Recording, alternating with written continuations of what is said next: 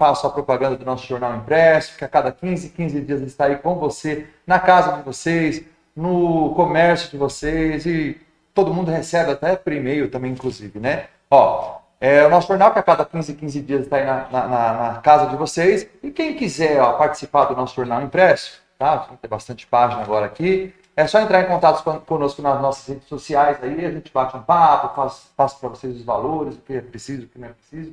E aí você também fazer parte desse projeto que é da Nova Gazeta do Ipiranga, esse jornalzinho impresso, que a gente, ufa, com muito suor, resiste ao papel ainda, tá? Porque o bairro do Ipiranga eles merecem, né? Merece informação, merece dedicação. E é isso aí. Hoje o nosso programa está muito especial, nós vamos falar de um assunto super pertinente que aí está nas televisões, né? É o assunto do momento, né? A questão do feminicídio, essa questão Enfim, vou contar um pouquinho para vocês aí. E a nossa entrevistada de hoje é a doutora Raquel Nincão, que está... Nincão, olha só. Nincão é porque não tem um acento, verdade, desculpa. Nincão está aqui ao meu lado. Muito boa noite, doutora. Prazer enorme receber você aqui no nosso podcast, viu? Prazer é meu, obrigada pelo convite.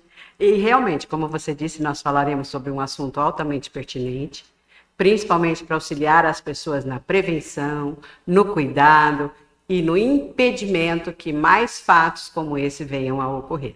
Tá certo. E antes da gente começar nesse assunto tão pertinente que a gente acabou de falar, eu gostaria de saber quem é a Raquel fora dessa vida de trabalho, né? Para a gente se afinar um pouquinho, para as pessoas conhecerem quem é a Raquel, como que é. E me fala um pouquinho de você, Raquel. Fala um pouquinho. A Raquel é uma longa história, né? É mais do que uma lutadora, é uma vencedora. Sim. Ela é filha de Nice e Militino. Nice faxineira, Militino camelô. Cresceu lá na periferia.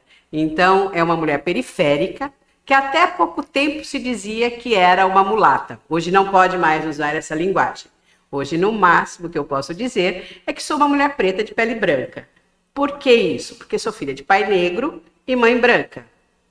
Mas essa é uma questão que já está ultrapassada. Eu já não me preocupo mais com os rótulos. Eu sou Raquel, ponto. Tenho uma carreira consolidada como advogada, venci muitos preconceitos, porque imagina, né? Cresci num lugar em que o acesso era complexo, numa rua que não tinha asfalto, mas a minha mãe não queria que nós repetíssemos o padrão. Meu pai algumas vezes disse para ela, mas Nice, por que nós vamos estudar uma menina? Ela vai crescer, vai casar, vai ter filhos. Porque eu não quero que a minha filha tenha que lavar banheiros para sustentar os filhos. Ela vai vencer, ela vai chegar em algum lugar. E olha que interessante, sabe qual era o sonho da minha mãe? Era que eu fosse secretária, porque era o máximo que ela conseguia perceber, porque como diarista, faxineira, ela limpava os escritórios, e o máximo que ela chegava é até a secretária. Ela nunca imaginou que os 2 filhos dela fossem além disso, mas ela investiu cada centavo na nossa educação, cada centavo na formação. Ela chegou a trabalhar 10, 12 horas por dia, 6 dias por semana, para que a gente tivesse tudo, porque o meu pai não tinha as mesmas oportunidades, porque ele era muito mais velho e era um momento em que um homem com mais de 45 anos não conseguia boa colocação, e ainda tinha as questões de cor e todo o resto que nós sabemos.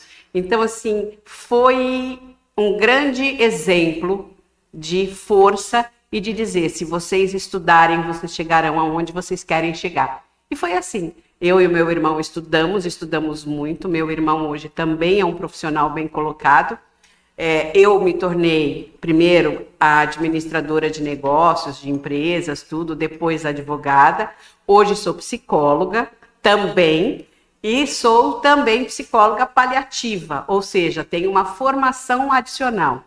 E o meu marido brinca muito, porque eu digo assim, não, eu não quero mais ser administradora, eu vou ser advogada. Aí ele fala, tá bom. E aí eu fico administradora e advogada. Ah, não, então agora eu vou fazer psicologia, porque eu não quero mais advocacia. Ele só olha para mim e diz assim, tá bom. E aí eu vou acumulando.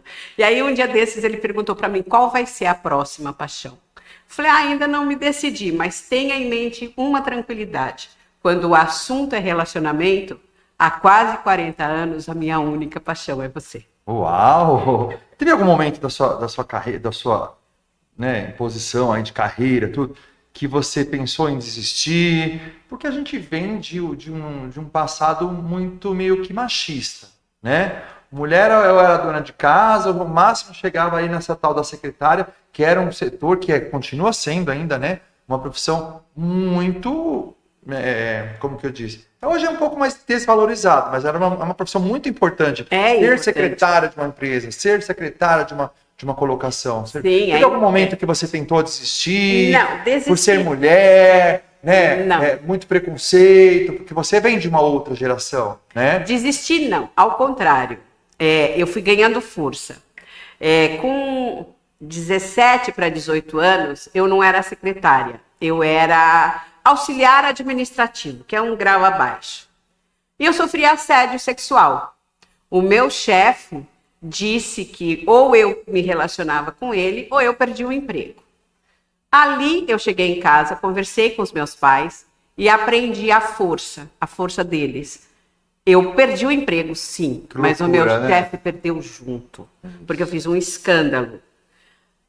E aí a minha mãe entendeu e disse para mim, você é muito forte para desistir, você precisa continuar. E foi assim, foi galgando pedaço a pedaço. Passei, e é muito interessante que quando eu passei por assédio sexual, não existia assédio sexual. Sim. Era muito comum os chefes usarem esse tipo de comportamento com as mulheres. Era muito comum mulheres perderem os seus empregos e colocações por causa disso. Mas cada vez que eu via uma coisa desse tipo acontecendo com alguém e comigo, eu me tornava mais forte. Eu dizia, eu vou mais longe, eu vou ser a voz dessas pessoas, eu vou brigar por essas pessoas. E briguei. Não como advogada, como colega de trabalho. Eu fiz chefes abusivos, no momento em que nem se falava de chefes abusivos, perderem as colocações porque fiz verdadeiros escândalos dentro da empresa. E aí começa a questão do rótulo das mulheres. Eu era a louca, a barraqueira, a briguenta. Ih, cuidado com aquela ali, né? Aí não Nossa. pode nem mexer. Teve um chefe que falou para mim, nossa, não pode nem pôr a mão no seu ombro que você acha ruim. E eu respondi, acho sim, esse ombro é meu, põe a mão quem eu quero. Né? E aí eu tive um incidente, a gente vai perder um pouco de tempo, mas é um incidente bem engraçado. Eu trabalhava numa grande companhia aérea internacional. E o diretor dessa companhia aérea queria que eu tivesse um relacionamento com ele. Aí você vê como eu já era da pá virada. Eu devia estar com uns 20 anos, mais ou menos. Ele disse para mim assim, você ganharia muito se você se envolvesse comigo. E aí eu olhei para ele, olha que falta de juízo. O senhor já se imaginou nu? Assim, só vou descrever. Era um velho, de uns 60 anos, grisalho, sobrancelha grisalha, cílios grisalho, ou seja, gordo, cor-de-rosa. E eu era uma mulher belíssima, né, aos 20 anos. E aí eu falei para ele assim, o senhor já se imaginou nu? Eu falei, não preciso me imaginar, eu me vejo nu. Eu falei, o senhor já me imaginou nua? Ele falou, eu faço isso constantemente. O senhor já imaginou nós dois juntos? É nojento, né? O senhor já viu o meu namorado que vem me buscar aqui de vez em quando? Então, esse é o meu padrão. Jamais vou olhar para alguém como o senhor. Perdi o emprego no dia seguinte, mas venci mais dessa batalha. Então, eu nunca pensei em desistir. Muito pelo contrário. Cada desafio me tornou mais forte, cada desafio me deu mais voz e eu me tornei barraqueira, briguenta e todos aqueles adjetivos que diziam. Hoje não. Hoje ninguém se refere a mim dessa forma. Hoje, na verdade, todos que tem esse empoderamento, essa palavra bonita, né? Empoderamento feminino, né? Que eu acho que isso... Eu discordo da palavra empoderamento. Eu acho que não. Acho que não, nós não somos empoderadas. Nós não temos poder algum. Nós seremos empoderadas. Mas nem da própria vida? Porque eu acho não é poder, é direito de exercer, é direito de viver. Como advogada, a senhora tem esses princípios que não é errado. Não, né? eu não posso ter o poder de viver bem. Eu tenho o direito de viver. E não é nem viver bem, eu tenho o direito de viver da forma que eu desejo viver, com os meus espaços, princípios e valores sendo respeitados. Então eu não gosto muito de que aquela mulher é empoderada. Não. A diferença é que aquela mulher teve voz e a voz dela foi ouvida. Mas no dito popular eu acredito que isso seja um empoderamento de poder. Sim, olhando pela linha popular, sim, sem dúvida nenhuma. Porque nesse assunto que você acabou de me falar, você já vinha assim, você já era uma mulher empoderada, dona de si, guerreira, sim. né? Não deixou se abater, Sim. como muitas deixam se abater, eu vou perder meu emprego, então eu vou facilitar. Olha, né? Hoje em dia é um pouco menos, né? Porque hoje o grito, a voz das pessoas estão sendo ouvidas, né? E a gente vai falar um pouquinho daqui a pouco sobre isso, né? Que eu acho extremamente necessário e conclusivo pelas coisas que vêm acontecendo. Eu acho que as mulheres têm que ter esse poder, não é nem poder, é o que você acabou de falar, né? Essa vontade e esse direito, né? As mulheres têm que ter o direito de serem ouvidas e respeitadas naquilo que elas têm a dizer. Exato. Elas precisam parar de ser desqualificadas. Tá certo. Quem foi a sua maior inspiração? Teve alguém que te inspirou? Olha, ou você mesmo falou, não eu vou ser um personagem? Eu venho de mulheres muito fortes. Eu tive uma bisavó muito forte, eu tive uma avó muito forte. Eu tenho uma mãe extremamente forte.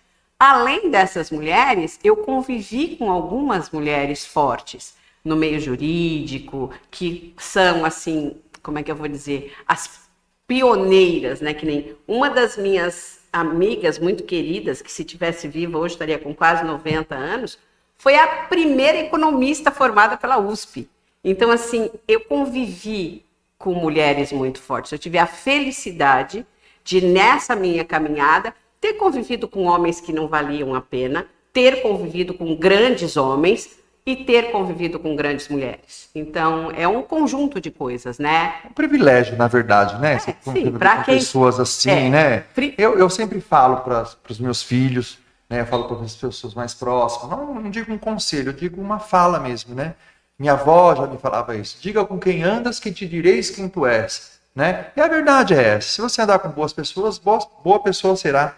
Né? Então, se for andar com más pessoas, que não quer estudar, que não quer viver, não quer vivenciar, não quer aprender, você vai ficar igual. Né? Então, eu acho que a diferenciação das pessoas, eu acho que é aí, né? A gente procura sempre a evolução, não só na gente, mas nas pessoas que estão ao nosso redor, não é, o Raquel? É primordial que você não melhore só a sua vida, que você melhore quem está com você caminhando. Porque aí é aquela figura, aquela metáfora da gota d'água no lago, né? Ela não cai sozinha, ela cai e forma vários e vai atingindo outros pontos, às vezes até se encontrar com outra gota que também caiu. Então, essa é a nossa função como ser humano, a nossa função social. Porque acho que é Emerson que diz que se pelo menos uma pessoa respirar melhor porque eu existo, valeu a pena ter existido. Sim. Só não sei se é exatamente essa pessoa, porque eu não sou muito boa de citar nomes, mas eu acredito que seja. Mas são recomendações, né? São pensamentos que a gente tem que estar vivenciando e aprendendo, né? Sim. Quem nunca ouviu isso, vai ouvir e vai refletir. Poxa, é verdade. Não é? É verdade. Eu acho que é interessante. Você tem mais de 35 anos como advogada, né? O que mais te marcou nessa trajetória? Tem alguma coisa que te... Nossa, poxa, marcou. Foi uma coisa Tem alguns casos icônicos da minha carreira, né? Alguns, e assim, muito interessantes, porque o que eu percebi ao longo desse cuidar? Que, quando a gente tem, desse lado, uma mulher ética, correta, que faz tudo certo, desse lado nós temos um homem pouco ético, manipulador, abusivo e tudo. Mas, quando a gente tem um homem ético, generoso, cuidadoso, a gente também encontra. E aí, durante muito tempo, isso me chamou a atenção. Até que eu me dei conta que eu só sou necessária se um desses dois lados tiver essa falha. Caso contrário, as pessoas vão me procurar para um consenso, não para uma discussão, não para uma defesa. E aí eu tive um caso muito sério há muitos anos, que o meu cliente, nesse caso eu defendia o homem, ele tinha sérios problemas com a ex-companheira, principalmente na visitação do filho, tudo. E ele pegou o filho para viajar e ela, de maldade, foi num programa de televisão e disse que o filho que o meu cliente era abusador, não sei o que e tal. E aí eu estava em casa, eu não vi esse programa, porque não fazia parte do meu contexto, eu não tinha o hábito de assistir. Meu telefone começou a tocar, nós não tínhamos telefone celular, meu telefone de casa começou a tocar.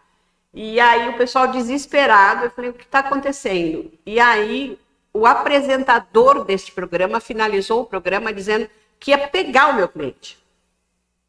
E o meu cliente estava no Beto Carreiro, passeando com o filho de férias. Foi desesperador. Meu Deus. Foi desesperador, porque assim, o nosso medo era que ele fosse apanhado e, de repente, linchado na frente do filho. Aí, no dia seguinte, eu fui a esse programa de TV, conversei, informei e a gente conseguiu colocar as coisas em ordem. E ali eu vi que sempre que houver alguém abusivo numa ponta, a outra ponta precisa ser protegida. Depois disso vieram inúmeros outros casos, inúmeras outras questões, e alguns mais icônicos, outros menos. Eu atendi há cerca de 1 ano e meio, comecei o atendimento em 2019, de uma moça que se tornou, depois de todo o processo, que nós convivemos juntas, tal, uma digital influencer famosa, que vivia um relacionamento tóxico abusivo. Você olhava para ela nas redes sociais e dizia, não é verdade. Hoje, eu atendo uma artista plástica que vive essa realidade, uma super empresária que vive. Eu já atendi juízas, delegadas, mulheres altamente poderosas em relacionamentos tóxico-abusivos. Mulheres, inclusive como essa policial que foi morta agora há pouco, que na realidade você olha e fala, nossa, que casamento lindo, maravilhoso, mas que dentro de casa é agredida, às vezes fisicamente, em outras moralmente. Então, todos esses casos vieram acontecendo ao longo do meu caminhar. E aí eu tenho um conglomerado de histórias que eu posso dizer um caso icônico. Não, icônico esse desse meu cliente, mas não por causa da violência, porque era uma mulher sendo violenta. É, muito difícil, incomum. Né? Muito incomum, né? E aí a gente vê que você teve uma carreira consolidada como advogada, né? E qual o momento que você foi buscar a psicologia para o estudo, né? Porque geralmente você já tinha uma profissão, estava consolidada, né? Trabalhava muito bem, tinha seu próprio escritório, e aí você foi buscar essa psicologia talvez para entender a outra situação? O porquê? Fala o porquê dessa sua vontade. Ninguém vem em busca do problema jurídico só pelo jurídico. Quando o teu cliente chega, ele traz dores, ansiedades, tristezas, traumas. E ao longo desses anos todos, sem saber psicologia, nós somos psicólogos. Sim. Porque uma característica que nós advogados temos, diferente da maioria dos profissionais, é a escuta. Nós somos obrigados a ouvir tudo que o nosso cliente tem a dizer. E aí eu vivi situações muito interessantes do cliente estar no telefone falando e fazer assim, você está aí? E eu dizia, estou. Nossa, mas você não fala nada, não, porque eu estou te ouvindo. Então, é uma característica do advogado ouvir e ouvir genuinamente. Não ouvir como a maioria das pessoas ouvem para responder, porque se você prestar atenção, a maioria das pessoas ouvem para responder. A pessoa nem terminou de dizer o que ela está dizendo e a pessoa já está elaborando a resposta. Nós, advogados, não podemos fazer isso. A questão é que eu me dei conta que eu podia ir mais longe, que aquele acolhimento podia ser melhor, podia ter melhor qualidade. E aí eu fui estudar psicologia. Vi que muito do que eu fazia era atributo de psicólogo, sim, mas me tornei ainda melhor no atendimento. A minha escuta ficou não só equilibrada, cuidada, acolhedora, mas lapidada. Até por saber das técnicas, né, que o psicólogo usa. Exatamente, né? Lapidada. E mais, na hora de devolver para o meu cliente, além da entrega jurídica, entrega emocional, entrega de cuidado, entrega de acolhimento, indicação de profissional para atender, porque claro que eu não posso ser advogada e psicóloga do meu cliente, mas posso dizer para ele se ele deve procurar esse profissional, em que esse profissional vai ajudar. Então o trabalho teve ainda maior qualidade. E conhecimento também, né, Raquel? Porque semana passada eu entrevistei uma escritora e estava comentando até com ela sobre isso. a gente que é profissional liberal, também como eu também, que está tendo diariamente as mulheres, conversa, homem também, mas a gente tem um pouco de psicólogo também, né? Porque a gente, mesmo sem estudar, você no seu caso, você foi se aprimorar, mas a gente mesmo sem estudar, a gente tem um lado psicólogo, né? Porque às vezes tem tantos problemas de tantas outras pessoas que aí um problema que tem resolvido, a gente usa para aquela outra, porque a gente escuta tantas coisas. Poxa, olha, aquela mulher falou que resolveu o problema dela com isso. Olha, por que você não tenta dessa forma? Isso é bacana, né? Ainda mais na tua profissão, que eu acho que deveria ter essa matéria, psicologia, na formação de advogados, porque o psicólogo de vocês foi muito além de tudo, né? De casos, né?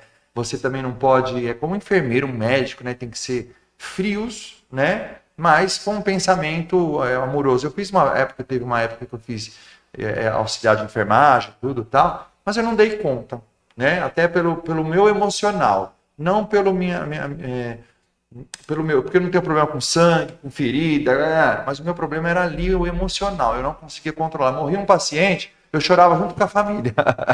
Que bom. Mas a sua humanidade estava presente. Mas não dei conta, né? Então, eu acho que o intuito da psicologia ele é muito importante e você acha que, puta, matou a charada como advogada, né? Vamos entrar agora nesses relacionamentos abusivos, como você disse mesmo, agora que teve esse episódio com a mais recente, né? Porque episódio a todos os dias, né? Com essa policial que está aí assolando a sociedade de uma maneira tão triste, né? E de um outro lado tão egoísta, né, da outra pessoa, né? Vamos começar desde o princípio aqui, que nós vamos chegando no termo e a gente vai chegar nessa policial, que eu quero o seu parecer também como advogada, que está nesse meio, porque você trata hoje, você é especialista em relacionamentos abusivos, né? Então, por isso, exatamente que eu trouxe você aqui, principalmente por esse momento que o Brasil, o mundo, né, vem passando, né? E o Brasil é o maior de feminicídio, né? Morre mais mulheres. Do país. O país, Brasil, aquele é o maior, né, de todo o mundo, né? Como identificar um relacionamento tóxico ou abusivo, Raquel, na sua visão? Fala pra gente. Assim, primeiro, eu penso que devemos separar duas coisas. Nós temos dois tipos de relações tóxico-abusivas. Nós temos a relação tóxico-abusiva de longo prazo, que embarca num feminicídio, e temos a relação tóxico-abusiva de curtíssimo prazo, quando a mulher, principalmente a mulher, porque em regra ela é a maior vítima, né, encontra um ser sociopata. E eu digo sociopata tecnicamente falando. Não é um adjetivo como a gente diz fulano é louco, não. E o que quer dizer com isso? Quando a mulher se relaciona com esse indivíduo sociopata, quando ela encontra alguém na balada, no restaurante, no supermercado, não importa.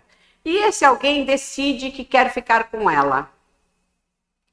E ela não gostou desse alguém. Ela não quer ficar com esse alguém. E ela diz, não quero. Você não faz parte das relações que eu quero ter para mim. Essa pessoa, esse sujeito, ele é tão sociopata que ele se coloca num lugar de quem é ela para me dizer não? Quem ela pensa que é para me rejeitar? Eu sou a melhor possibilidade da vida dela. Ele pode até não querer ela de fato, mas por esse não ele vai buscar. Exatamente. Né? E diante disso, ele com ele mesmo diz, ela disse não para mim, então não vai dizer sim para mais ninguém. E é nessa hora que a gente encontra agressões, como aquela moça que foi arrastada por um carro, como uma outra que disse não para o rapaz e foi morta logo em seguida. Então, eu penso que é um risco monstro, porque a mulher não tem a oportunidade de se defender desse agressor. Ele é uma surpresa e pode acontecer com qualquer uma de nós. Comigo não mais, porque já envelheci. Mas com uma mulher de 30 anos que está num bar tomando um drink com as amigas e esse cara decide que vai sair com ela aquela noite e ela diz não, e por conta disso ele decide agredi-la, é uma surpresa. Ela não tem tempo dessa defesa. Dito isso, passemos ao relacionamento de longo prazo. A mulher precisa aprender a reconhecer e prevenir-se. E quando esse relacionamento começa? Quando ela encontra um homem maravilhoso. É aquilo que ela diz para todo mundo. Nossa, é o cara mais legal que eu encontrei. E aí as amigas começam a dizer, por quê? Ó, ele cuida de mim, ele faz tudo que eu quero, ele escolhe as minhas roupas, Abre ele a porta escolhe do o que eu vou carro, comer. me dá presente. É isso. Tudo É esse cara. E aí, ao longo do tempo, ele começa assim, as roupas que ela veste são as que ele escolhe. Os restaurantes que ela frequenta são os que ele escolhe. Os programas são com os amigos dele. As amizades dela não prestam, não são boas, não sabem o que é bom para ela, não gostam tanto dela quanto ele. Ninguém sabe o que é melhor para ela do que ele. E aí ele começa o primeiro processo, isolamento social. Não precisa trabalhar, me mata, me cuida, você fica em casa, exato, cuida de casa, né? Exato. Aí começa o isolamento social. E aí é muito interessante isso que você traz. Não precisa trabalhar, pode deixar que eu pago todas as contas. Aí ela faz isso. E aí ela sofre a segunda violência. Quem manda aqui sou eu. A submissão, sou eu que né? coloco dinheiro. Você não é ninguém. Você não é capaz. Quem você acha que vai cuidar de você se não for eu? E aí nós temos, depois disso, a desconsideração do que ela pensa. Que é assim, não, mas você me disse isso, isso e isso ontem. Você tá maluca? Não disse isso. Imagina, você tá criando história. Você é louca. E aí ela começa a pensar, será que ele não disse mesmo?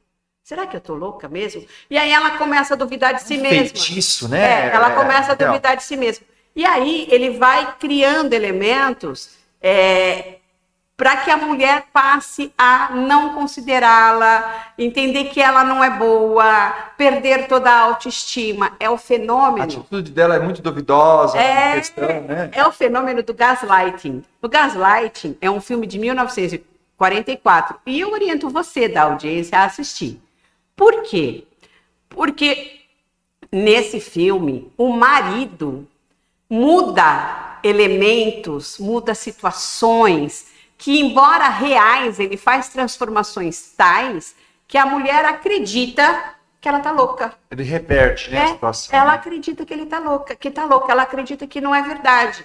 Então, quando você tem um companheiro que ri de você quando tá no grupo de amigos, que diz que você é maluca, que não quer mais que você tenha relacionamento com nenhuma outra pessoa, que só ele pode cuidar de você, que interfere na sua roupa, no seu trabalho, na sua cultura, aquele que não deixa você sair com os colegas de trabalho, ele generosamente vai te buscar toda a tarde e te leva todas as manhãs, te telefona para saber o que você está fazendo na hora do almoço, quer te levar ao cabeleireiro e buscar no cabeleireiro. Esse homem, ele não está sendo generoso e cuidadoso com você, ele está sendo controlador. Vai esse policial aí, né? Mandou mensagem para ela, me tira uma foto que eu quero ver a roupa que você está. Achei isso Então, mas isso é controle. Só que a mulher, dentro da sua fantasia, dentro da crença de que não, imagina, ele não é isso, mesmo porque comigo ele é diferente. Porque às vezes mulheres podem dizer cuidado, mas ela não vê. Esse homem, quando ele diz, me mande uma foto, quero ver que roupa você está, ele não está querendo saber se você está bonita. Ele quer saber se você está vestindo aquilo que ele gostaria que você vestisse. E se for diferente daquilo que ele gostaria que você vestisse, quando ele chegar em casa, provavelmente vai ele ter confusão. Vai ter confusão. Depende. A maioria Depende, tem confusão. não? Depende. O tóxico abusivo narcisista, ele vai chegar e dizer assim, poxa, querida, eu achei que você devia estar melhor vestida. Por que você não usou aquela roupa assim, assim, assado?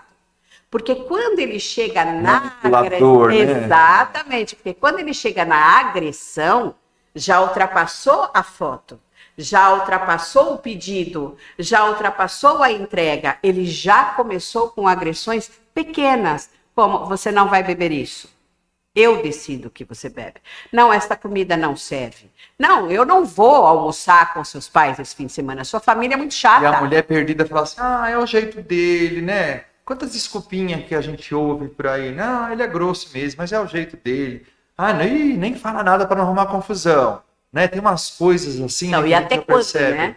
Porque o que acontece é que você vai se anulando para não gerar confusão. Mas a confusão vai acontecer, porque num determinado momento você vai dizer não. A violência, a violência física, né? Sempre começa com ela? Não, né? Pelo jeito que você está Não, falando bem nesses acordes. Olha, não faz isso, tem né, as tal. duas situações. Tem a mulher que já é agredida logo no começo de relacionamento, mas pequenas agressões, um sacudido, um puxão de Dá para ela braço, ficar esperta, tipo assim, né? senta, você vai sentar aí e fica quieta. Esses podem começar já com a violência física e acabar num crime de feminicídio. Mas existem aqueles casos em que começa com essa violência emocional.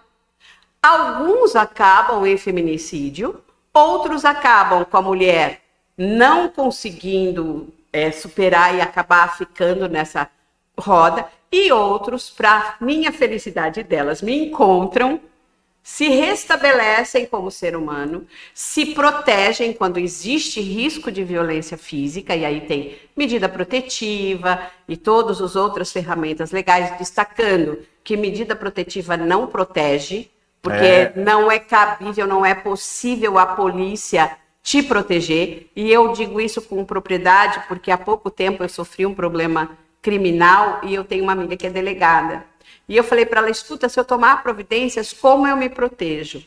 Ela falou, você não se protege. E por que eu estou te dizendo isso? Porque o grande delegado da cidade foi morto. Se não conseguiram proteger ele, que era uma autoridade, como é que vão proteger você? Na verdade, essa medida protetiva realmente não protege ninguém, né? Essa medida protetiva, ela é acionada através dos advogados, né?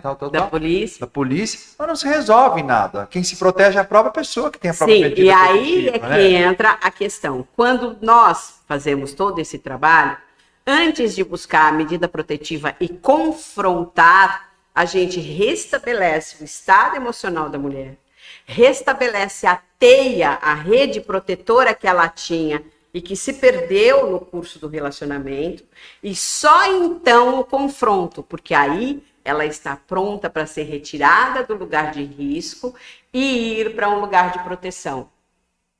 Só nesse momento. Caso contrário, não adianta, porque como é que eu vou proteger uma mulher que tem medida protetiva, mas não tem onde morar? Ou mora em lugar em que o agressor tem acesso? Ou anda de transporte público, no qual o agressor consegue sabe qual é o horário de ir, o horário de voltar, pode esperar lá na porta do trabalho. Psicopatas mesmo, você acredita? Essas pessoas são psicopatas também, né? Porque é tudo calculado, né? Que a gente percebe o andamento de vários, né? O que se torna mais público que a gente vê, o que acontece na esquina de casa, no nosso vizinho, até mesmo dentro da nossa casa. São psicopatas, são tudo minuciosamente planejado. Você não acha que essas pessoas elas planejam? Porque ninguém mata de uma hora para outra. Isso é acidente. É difícil, né? No calor. O calor vai acontecer quando houver uma discussão entre agressor e vítima. Aí, nesse calor, e ela de repente diz um monte de coisas e tal, mas não é comum no feminicídio. Os agressores tentam dizer que houve uma briga, que houve uma discussão, mas não, porque você imagina o seguinte contexto. Eu já estou afastada de você. Eu já não quero mais me relacionar com você. Eu estou aqui na minha casa, comendo meu pão direitinho. Se você sai daqui e vai aqui, que calor da agressão foi esse? Você foi ali, você foi onde eu estava. Você foi procurar alguma coisa. E seguramente você não foi com boa intenção dizer que me amava. Sim. Então, eu pessoalmente, sempre coloco assim, se eu estiver equivocada, que me desculpem, eu não creio em feminicídio no calor da coisa. Eu não creio. Eu creio em feminicídio com planejamento. Com planejamento. Eu creio nisso. Porque assim, não é possível que a pessoa saia da onde ela está e vá até a minha casa armada, porque ela queria fazer as pazes comigo. Não, doutora, não é incrível, né? Eu queria te fazer uma pergunta também agora, relacionada às mulheres, né? Eu penso que as mulheres que passam por isso e não denunciam, que têm medo, elas são, eu até brinco, né? Essas pessoas são suicidas, porque elas sabem que uma hora a coisa vai acontecer. Vai apanhar, vai levar uma surra, hoje já levam, né? E ficam caladas, né? Por que esse medo? A senhora que estudou até psicologia, a senhora pode também falar. Eu acho que as mulheres têm... levou um tapa do marido. Levei um tapa do meu marido, mas eu fui errada. Porque ela se sente até culpada de levar esse papo. Agora, eu queria que você me falasse se eu estou errado, de uma maneira mais correta. E você não acha que essas mulheres são suicidas de viver um relacionamento abusivo como esse? Não, eu não as vejo como suicidas. Primeiro, porque elas têm certeza que não acontecerá com elas. Essa é a primeira questão. Elas não Mas acreditam. quando acontece, por exemplo, meu marido me bateu porque aconteceu tal coisa, e ela deixou pra lá. Deixou pra lá, né, teve meus filhos, porque sempre a desculpa é essa, né? Eu tô casada há 20 anos, eu tenho 2, 3 filhos, eu tô não sei o quê, e eu vivi esse momento, mas acho que porque tá nervoso, tem que sustentar a casa, as coisas não estão muito boas, porque elas também elas se desculpam de um erro do outro, né? Elas parecem que pedem desculpa do erro alheio, né? Que tá ali o problema. Medo de ficar sozinha. Eu acho que são suicidas, para mim. Elas são suicidas. Eu ouso discordar. Ou apanha muito para sair de casa, ou acaba dentro de um caixão. Eu ouso discordar. Primeiro, é por isso. Elas não têm a concepção de que vai acabar num feminicídio. Segundo, porque as mulheres são educadas a conciliarem. Então, há mulheres que pedem desculpa por existir. Não é nem justificando o ato do outro. E há mulheres que acreditam que elas conseguem transformar o parceiro. Que se elas forem condescendentes, tranquilas, amorosas, eles mudarão. Então eu não as vejo como suicidas. Eu as vejo como pessoas esperançosas de dias melhores. Que não acontecem. Então, o que elas precisam? Elas precisam ser esclarecidas e entenderem que quem te levantou a mão e te deu um tapa hoje, daqui a um tempo poderá te dar um tiro, porque a agressão é a mesma. E isso lembra o meu pai. Quem rouba um tostão, rouba 1 milhão. Sim. Quem mente uma mentirinha cristã, mente uma mentira grande. Quem dá um tapa, dá um tiro. É só uma questão de oportunidade.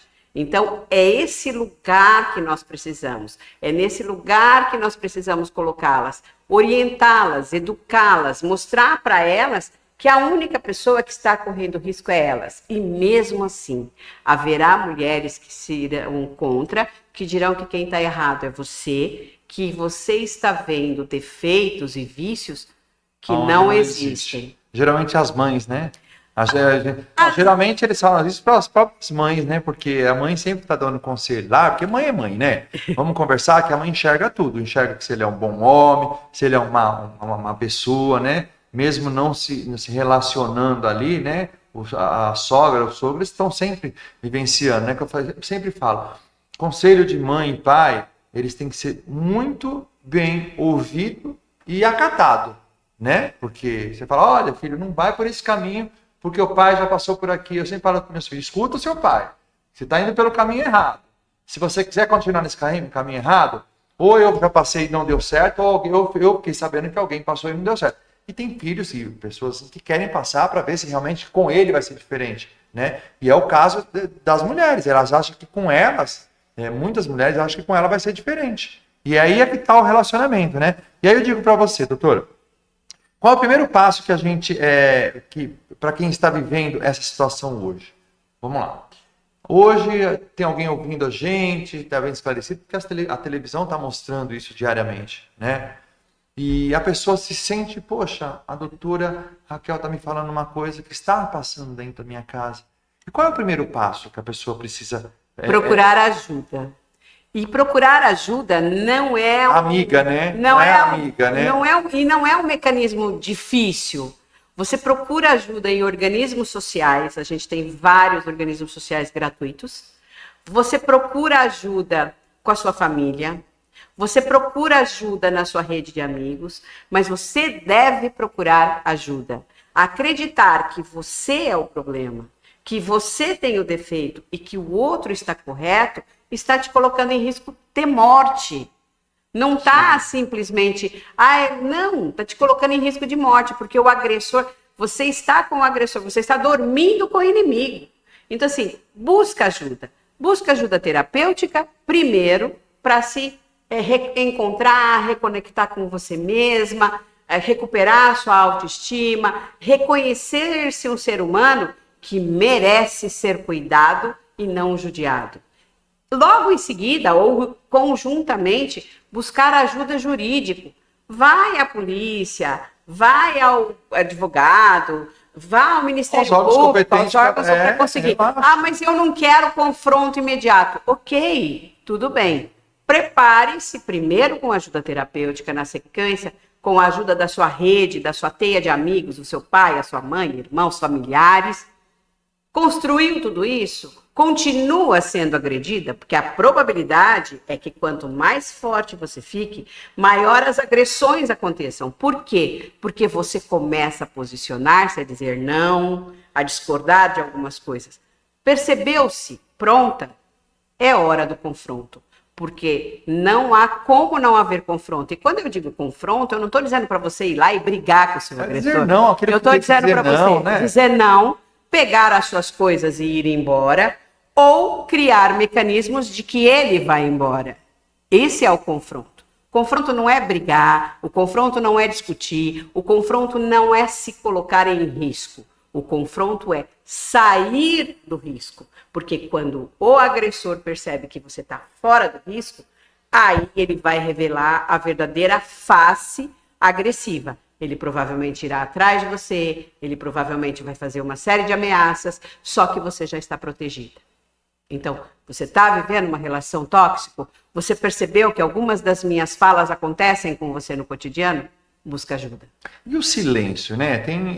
Existe aqueles abusos psicológicos silenciosos, né? Como que ele funciona, assim, na sua visão? Com a gente...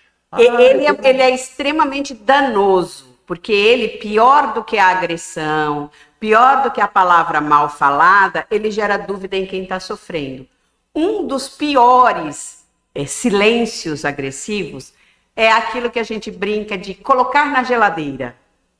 Sabe, a pessoa não sabe se ela fez alguma coisa errada, ela fica procurando reconhecer o que ela fez e o agressor simplesmente a ignora. Coloca na geladeira.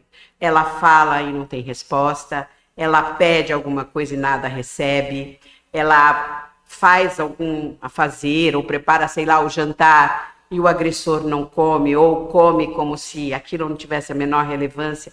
Esse ato que o agressor tem de silenciar quando o outro precisa ser ouvido ou quando o outro disse alguma coisa que ele não queria ter ouvido é muito mais, agressivo do que uma palavra maldita. E como mudar como reverter esse silêncio, né? Porque realmente o silêncio incomoda muita gente, né? Às vezes a melhor resposta é aquela que não é dada, né? Eu sempre procuro usar o silêncio às vezes para muita coisa. Não nesse caso, né? Porque isso aqui é um caso abusivo, né? De relacionamento.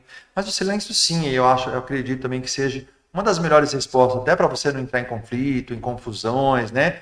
Lógico, no lugar de necessidade, né? Você trouxa, não vou falar nada, ficar na minha, ela tá xingando, você tá quietinho. Não. Até uma coisa de se defender, né? Depende. Contexto. Há contextos em que silenciar é a melhor ferramenta. Sim. Há contextos em que silenciar é abuso. Tudo depende do contexto. E quem está sofrendo o contexto é que define. E é importante ter em mente que você silencia, mas quando você silencia, você não está silenciando para alguém em situação de vulnerabilidade. Sim. Você talvez ficasse vulnerável se respondesse. Então, você está se protegendo com o silêncio, não entrando num conflito. Agora, imagine o seu silêncio, o seu ignorar em alguém em situação de vulnerabilidade. Sim. O quanto isso dói. Então, é desse lugar que a gente está falando, é do lugar da vulnerabilidade. Agora, o que fazer? Não tem. Porque eu não consigo fazer o outro fazer nada. Eu tenho que fazer por mim. Eu tenho que conduzir o meu caminhar. Então, se está doendo em mim, eu tenho que criar meios de que aquilo não doa mais. Eu tenho de resolver, né? Eu tenho que buscar mecanismos de não passar mais por aquele sofrimento. E eu acho que é de resolver, porque o silêncio, às vezes, incomoda até a si mesmo, né? Porque você dentro de um relacionamento, você tem que ter trocas, né? Tem que ter o carinho, você tem que ter o tal do elogio que não foi mais elogiado. Você, poxa, que nem eu convivo com a mulherada lá, né? Faz cabelo, faz corta, muda o seu estilo para ver se ela é aceita, muitas vezes, né? E, poxa, você tem que ser aceita em algum lugar. Exato. Não é? Acho que não tem essa necessidade. Eu sempre falo para elas, você precisa ser aceita por você. Ah, não, estou acostumada, meu cabelo tem que ficar assim, assim, assim. Não, se você veio atrás de uma mudança, a mudança tem que estar vindo dentro de você, eu falo para elas, né? E é verdade, né? Se você quer mudar. Trazendo isso que você traz, você já deve ter vivido isso. Em regra, quando uma mulher rompe um relacionamento tóxico abusivo, ela vai lá e muda o cabelo? É a primeira coisa. Muda cabelo, muda maquiagem. Ela muda. Por quê? Não é só porque ela quer que de fora reflita o que ela está sentindo mas por Raquel, dentro. não é nem às vezes só um relacionamento abusivo que ela vive. Às vezes um relacionamento não deu certo. Não precisa ser abusivo para não dar certo. Né? E a primeira coisa que elas fazem, agora eu vou fazer academia, eu vou ficar mais loira, eu vou ficar mais não sei o quê, vou deixar meu cabelo crescer, eu vou fazer isso, vou fazer aquilo, vou arrumar meu peito que caiu, que eu tive filho. E eu acho que a necessidade dela, eu acho que é diária, né? Essa troca tem que ser diária. Poxa, eu cortei o cabelo, cheguei em casa, meu marido nem notou que eu cortei o cabelo. E é assim que elas fazem comigo, que elas falam pra mim. Poxa, eu saí ontem, meu marido nem comentou se eu saí. Gente, fiquei. Então, é muita cobrança que existe também dentro de um relacionamento. Que, por exemplo, eu acho uma humilhação, né? E vice-versa, tá? Quanto o homem, quanto para a mulher.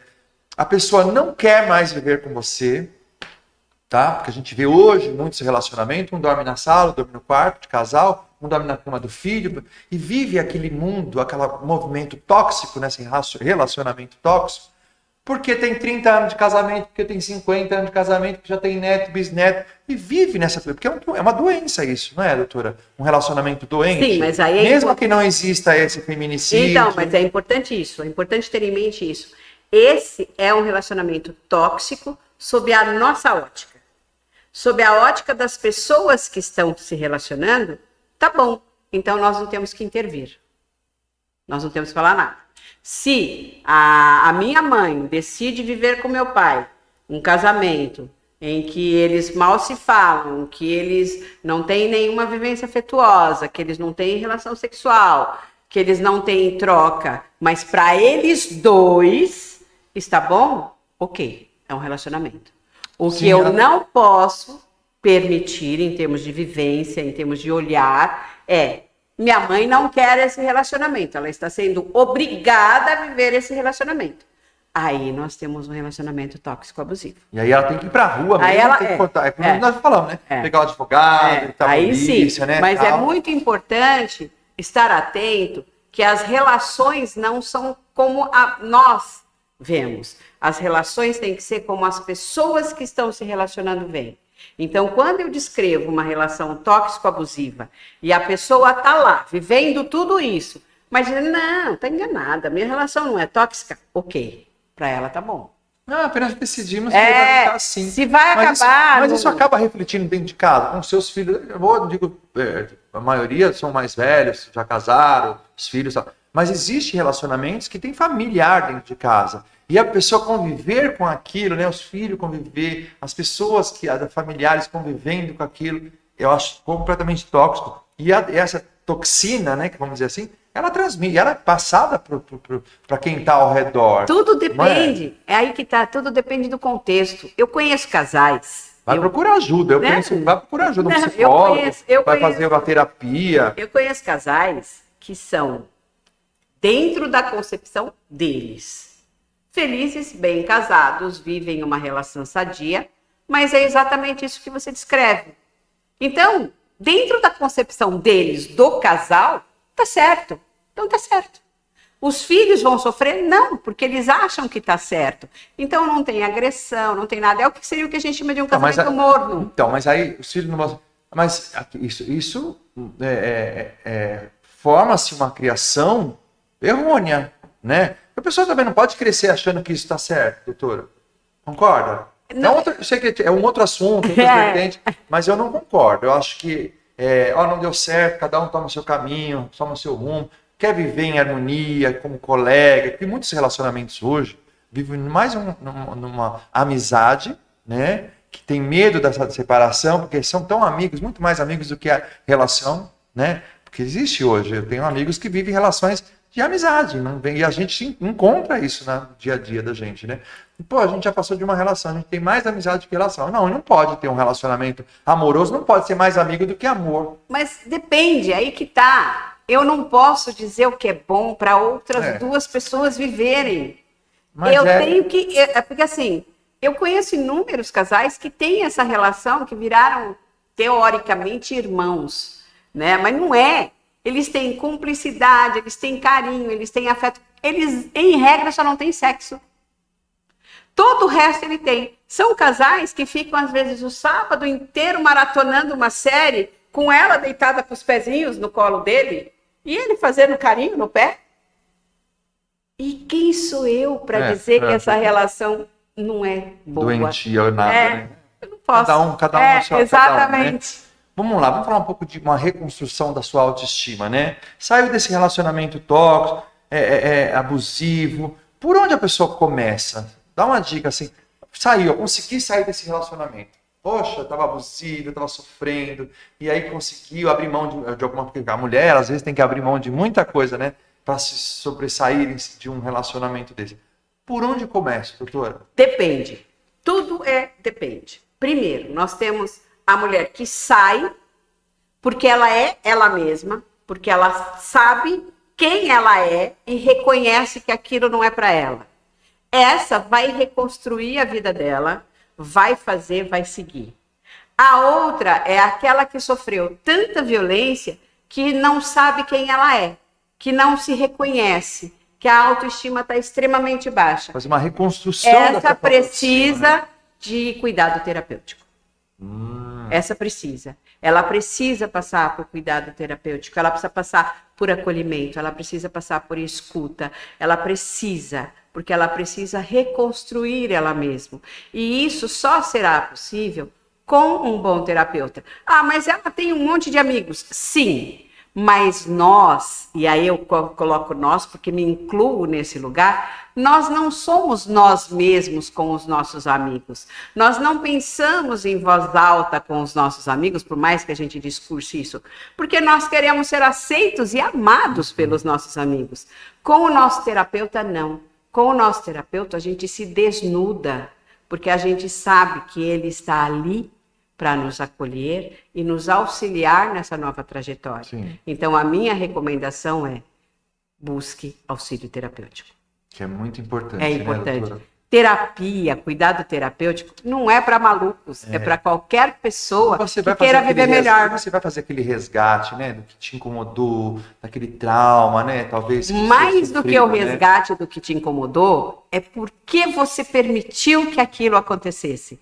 A terapia vai trazer este lugar. E ao reconhecer-se por que eu permiti, eu começo o processo de cura. Porque eu tenho um grande mestre que ele diz o seguinte: quanto mais eu me conheço, mais eu me empodero e me curo. E isso só é possível num processo terapêutico. De reconhecimento, né? Exatamente. Verdade. Existe cura emocional? Sim, claro, desde que você busque tratamento. Tá. O perdão é necessário? Sempre, mas o perdão, e aqui é uma coisa muito importante, as pessoas pensam que o perdão sou eu liberar o outro daquilo que ele me fez. É um erro.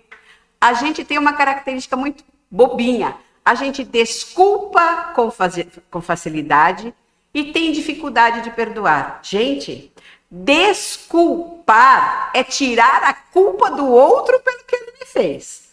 Perdoar é tirar de mim a dor que o outro me causou. Então, você fez alguma coisa, me magoou profundamente. Eu te perdoo. Ou seja, isto não doerá mais em mim. Mas você continua com a culpa do que você me fez. Então, acabou. A desculpa não. Quando eu te desculpo, eu digo, não, tudo bem, você não tem culpa. E a gente é tão generoso com a desculpa e tão avarento com o perdão. Não, o perdão é fundamental, mas desde que ele seja feito do jeito certo. Aí desculpa tem essa colocação mesmo que você falou, É. né? Você está se desculpando de uma coisa que você não fez. Então, e assim, eu te perdoo pela dor que você me causou. Isso, a dor. Não vai, Perdão é uma coisa não vai doer mais. Tem uma raiva dessas pessoas que tudo é para desculpa. Ai, desculpa, desculpa. Não tem nada, ai, desculpa, desculpa. É uma situação terrível. Eu te perdoo, mas quando eu digo eu te perdoo, eu estou dizendo para você, o que você fez doer em mim não dói mais, e daqui para frente eu sigo em frente e vou embora viver a melhor vida que eu posso construir. Você fica com a sua culpa. Eu brinco muito com as minhas clientes e pacientes e digo assim, você está perdoado, acesso negado. Quer dizer, não significa que você vai voltar a conviver comigo, não significa que eu te quero na minha vida. Está perdoado. E ponto.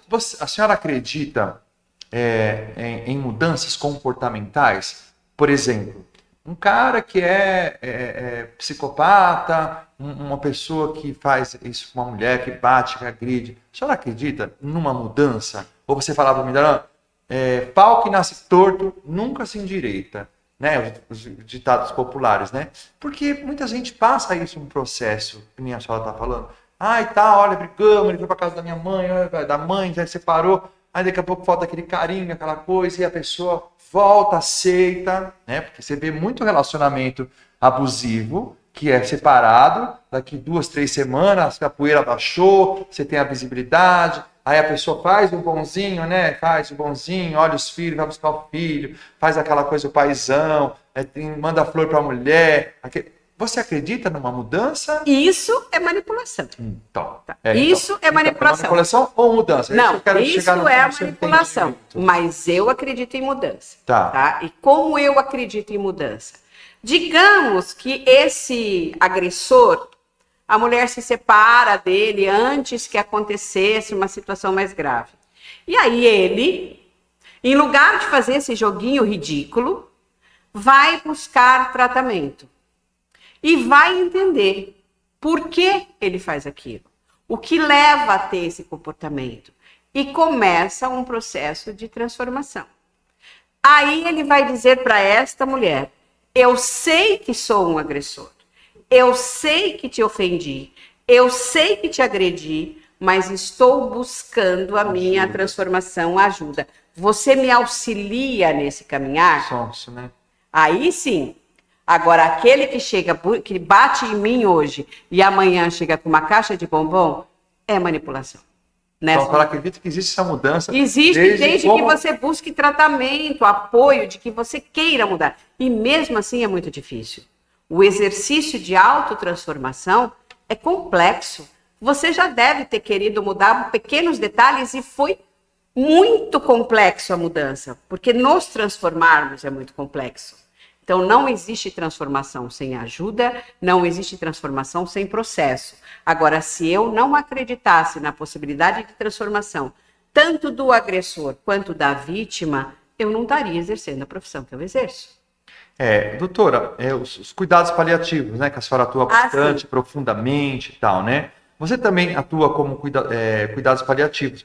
Como foi entrar nesse universo? Para você, como é que foi entrar nesse universo? Tudo é uma construção. Eu sempre fui aquela pessoa que falou com as pessoas que estavam morrendo pouco antes delas morrerem. Sempre fui a pessoa que, não sei exatamente como, porquê, se eu tenho um dom, não posso dizer, que trazia a conversa certa de forma que a pessoa entrasse em paz e partisse. Aí quando eu fui fazer psicologia, eu descobri o luto. E comecei a estudar o luto, e estudei o luto, e me aprofundei nos estudos do luto. E aí, uma das minhas professoras, vendo os meus trabalhos focados no luto, me indicou uma autora maravilhosa do Brasil, que é Ana Cláudia Quintana Arantes, que escreve sobre morte, o processo do morrer e tudo.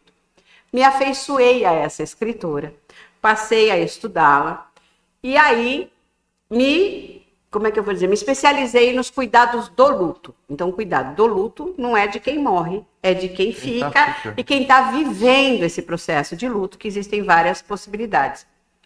Aí eu falei, vou fazer também o cuidado do paciente. E foi aí que eu fui estudar cuidados paliativos. Então, me especializei em cuidados paliativos.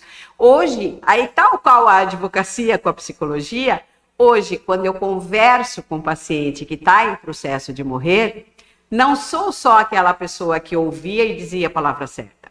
Sou a pessoa que ouve certo, diz a coisa certa, orienta do jeito certo, conversa com a família do jeito certo, para que o paciente tenha uma morte digna, sem sofrimentos, sem dores e tenha uma excelente passagem. E aqui eu acho que vale uma coisa importante, tanto para você quanto para a audiência. Se você estiver do lado de alguém que está morrendo, você percebeu que esse alguém está morrendo, não foge, não corre, não chama ninguém, porque a pessoa está morrendo. Segura na mão dela, seja carinhoso e aguarda a passagem. Dê um conforto naquele momento. E aguarda a passagem. Acolhe. E é importante também que, não sei se todos sabem, a última coisa que a gente perde é a audição. Então, diga palavras bonitas, coloca uma música que a pessoa gosta. Hoje, com a tecnologia, você aciona o celular e coloca uma música bonita, mas vive aquele momento. E é um exercício muito complexo, porque quando nós temos alguém morrendo, a primeira coisa que nós fazemos é sair correndo para buscar ajuda e deixamos a pessoa fazer a passagem sozinha. Então, é importante isso. Cuidado paliativo não é assim, não, porque o meu marido disse que tem que explicar bem, porque as pessoas, quando a gente fala em cuidado paliativo, falam, chegou o anjo da morte. Não. Cuidado paliativo entra quando não existe mais cura. Há pacientes há 10 anos em cuidado paliativo, porque o cuidado da doença, para que a vida seja boa, é tão importante que elas têm uma vida mais longa. Então, nós atuamos desde esse paciente que vai ter uma vida de 10 anos até aquele paciente que tem 18 minutos. E 18 minutos dá para fazer um monte de coisa. 18 minutos dá para conectar, 18 minutos dá para cuidar, 18 minutos dá para acolher, porque morte não é uma questão de si, é uma questão de quando a gente tem que estar pronto. Verdade, que bom, gente. Olha, passamos aqui, já deu uma hora, e eu teria muito assunto ainda para conversar com a senhora. Vou convidá-la para voltar aqui, para ter bastante assunto para a gente abordar. Que bom, fico feliz. Muito bom. E antes de mais nada, você siga o nosso programa aqui, compartilha. Você que está sofrendo aí um abuso, né, que viu essas mensagens aqui, vou deixar o @ da doutora aqui, para você quiser bater um papo, né? Ela vai dar as considerações finais dela aqui ainda. Mas faça isso, tá? Curte o nosso programa aí, comente, compartilhe aí, para que esse assunto como esse possa chegar em várias outras pessoas, porque o YouTube ele entende isso, né? Quanto mais você curte, quanto mais você faz aí, deixa no comentário, compartilha, quanto mais ainda a gente pode passar essa mensagem para muitas pessoas aí. Doutora, eu quero agradecer, claro, a sua presença, o seu tempo tão precioso que a senhora tem, né? E eu queria que você deixasse uma mensagem para quem está vivendo um relacionamento abusivo, né? E quem está passando, aonde procurar ajuda, porque a pessoa às vezes não quer envolver polícia, porque é questão de barraco já é feito dentro da própria casa, né, quando acontece isso. Mas que tipo de mensagem a senhora diria para essas pessoas, só para até direcionar a câmera aqui e deixar, claro, suas considerações finais aqui para o nosso programa, a gente poder encerrar esse programa maravilhoso, hein? Inicialmente, eu queria agradecer pelo convite, foi uma delícia estar aqui. Com isso, eu cumpro a função social do meu falar, que é atingir o maior número de pessoas possível, esclarecer o maior volume de pessoas possível. Dizer para você que vive numa situação tóxico-abusiva, você não é a culpada, você é vítima. Você não merece o que você está passando. Você deve buscar ajuda, apoio e cuidar-se. E depois disso, afastar-se definitivamente do seu agressor. Porque a agressão, ela pode ser física, pode ser moral, pode ser social, pode ser financeira. Para essas, a gente ainda tem solução. O feminicídio, não. Depois que você se for, acabou. Porque a vida é assim. Se as pessoas à sua volta morrerem, você continua. Se você morrer, acabou. Então, cuide-se bem. Você merece ser bem tratada. Você merece amor, você merece carinho, você merece cuidado. Ninguém, absolutamente ninguém, merece ser agredido. E se você tiver dúvida de onde procurar, eles vão colocar aqui o meu @. Me chama no privado e eu te orientarei. Ok? Até a próxima, se Deus quiser e Ele há de permitir. Tá certo, doutora. Muito obrigado, viu? Mais uma vez, sua participação assim, foi muito, muito primorosa para o nosso conhecimento e até para os telespectadores que assistem e os ouvintes que nos ouvem também. É muito necessário esse programa com assuntos tão relevantes como esse, que é do feminicídio, né? Mas eu quero que a sua opinião aqui. Esse rapaz policial, ele matou, na sua opinião, ou não matou? Olha, eu vou dizer a minha opinião pessoal. Eu penso que ele matou e ele planejou essa morte. Eu também acho. Mas é a minha opinião pessoal, a gente ainda tem um conjunto probatório, um processo investigativo. É muito frio, né? Mas eu, assim, verificando detalhes, né, com acuidade, eu concluo que foi um homicídio doloso, premeditado e com agravantes. Mas vamos esperar para ver o resultado. Mas eu também concordo com a senhora, uma pessoa muito fria, calculista, né? Mas vamos deixar o desmembramento aí, né? Do acontecimento. É isso aí. Esse foi mais um Pod Ipiranga, da Nova Gazeta do Ipiranga. E finalizo aqui com o meu carinho, com o meu amor, com um super beijo para vocês e até a semana que vem, tá? Um beijo, pessoal. Até mais.